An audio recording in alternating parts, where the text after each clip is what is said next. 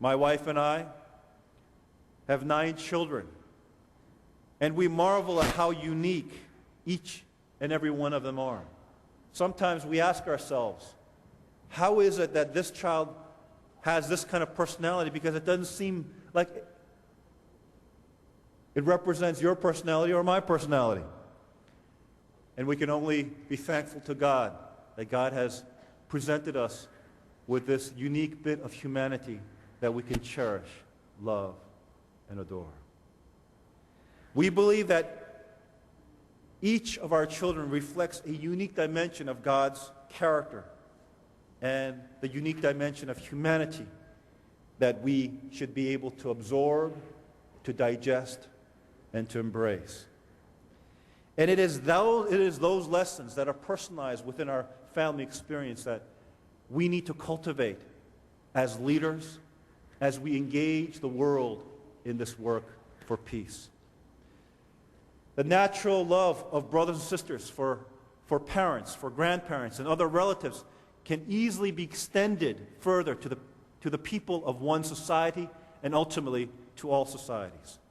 GPF supports efforts to strengthen families, to promote family-friendly policies, and to address the critical needs of families in duress.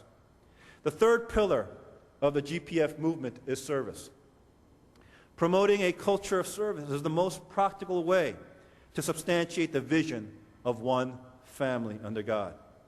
When we practice a lifestyle of service, truly living for others, we exemplify the highest ideals of human character.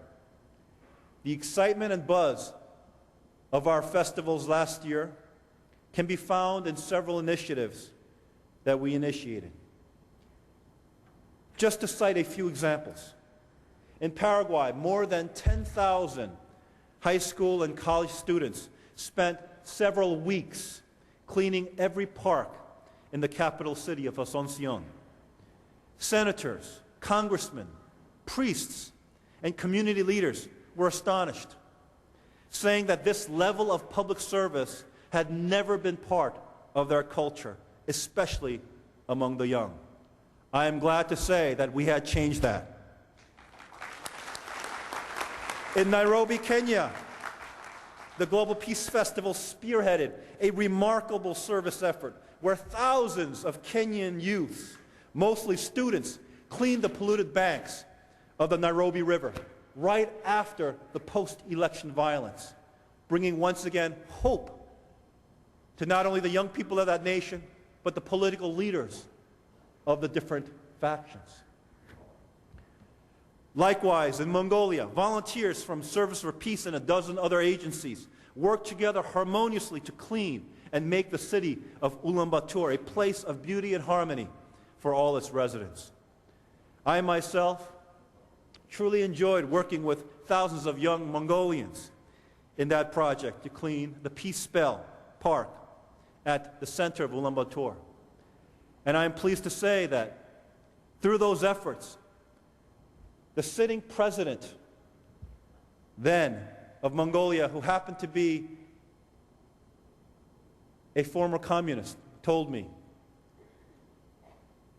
that looking upon the faces of those young people and speaking to those young people, he realized that the message of one family to God was a spiritual message that was needed to give a renaissance of rebirth to that nation of Mongolia.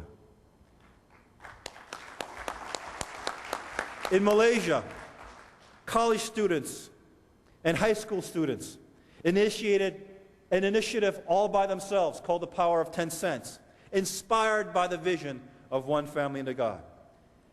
It was an effort to support the United Nations Millennium Development Goals, but more importantly, it was an effort to take ownership over this vision.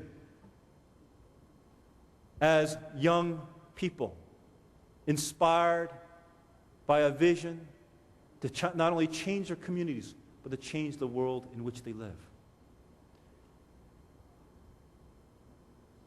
In Albania, the Global Peace Festival inspired young people to create a program called One Student, One Tree, where they planted trees all around that nation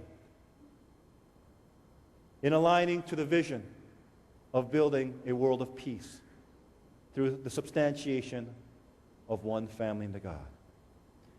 And there are countless, numerous other examples that I'm sure that all of you participated in and all of you have anecdotes of, but this is just a snapshot of what was accomplished last year. More importantly, the dynamic interplay of GPS, interfaith, family, and service initiatives brought about major advances for peace and reconciliation. For example, the Global Peace Festival in Paraguay helped smooth the first democratic transfer of power between civilian governments in that South American nation. During the Global Peace Festival in Kenya, Prime Minister Raila Odinga said that our efforts had played an important role in ending the violence after disputed elections, brought tribal rivalries, and moved that nation to the brink of civil war.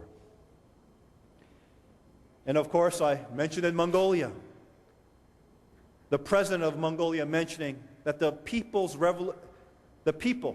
of that nation needed the vision of one family under God as a source of spiritual life and development for that country. We can see that the global peace festivals are collectively achieving tipping points for peace in these nations and is rapidly amassing a global force for good.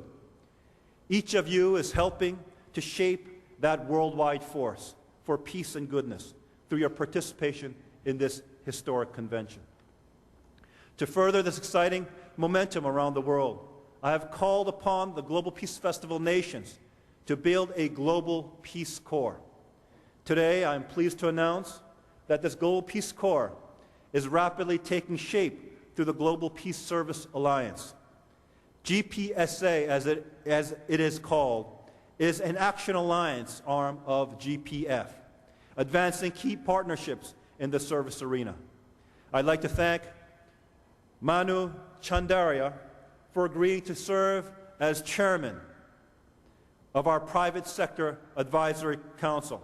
And I invite other business leaders and philanthropists to join this cause. Could you just stand, Dr. Chandaria?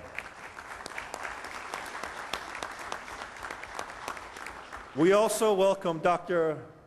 Markandeya Rai of the United Nations Habitat Program, who was a speaker on this forum. And other partners who have joined us from throughout the world.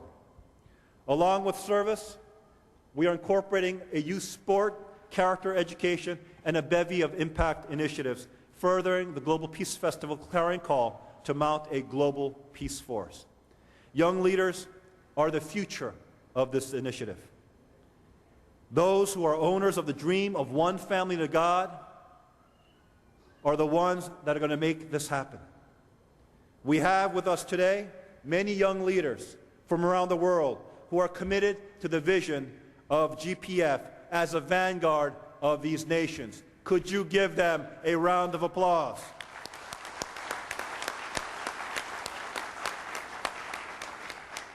We will discuss important topics and share best practices in this Global Peace Convention.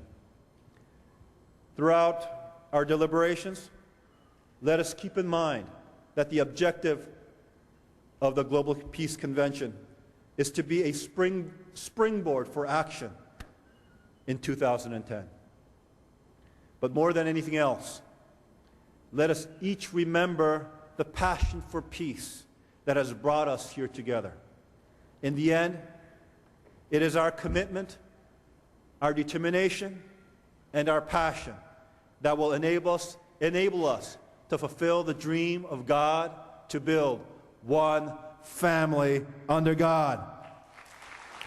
I charge you to be the real owners of that vision in bringing forth the Global Peace Festivals in 2010 and start a new revolution of heart rooted in the dream of one family under God. Thank you very much.